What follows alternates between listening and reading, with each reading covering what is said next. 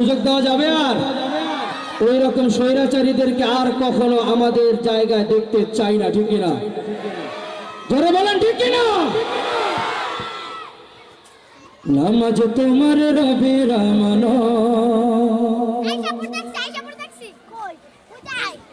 সুন্নাহ যেমন নবীর আমানত, দিন বিজয়ে ভোটটা তেমন তোমার আমানত। এত আস্তে ঠিক বললে হবে না, কথা ঠিক কিনা? নামাজ কার আমানত? জোরে বলেন কার আমানত? সুন্নাহ কার আমানত? দিন বিজয় করার জন্য কার আমানত? সামনে যে নির্বাচন আসতেছে, এই নির্বাচনে এই আমানতটা জায়গা মতো দিতে হবে। রাজি আছেন? আমি কি এটা গাবো না শেষ করে দিব? সমস্যা নাই তো? সমস্যা থাকলেও আমার কিছু বলার নাই, তার কারণ আমার দিনের কাজ আমাকে করে যেতেই হবে, ঠিক কিনা মুসলমান? নামাজ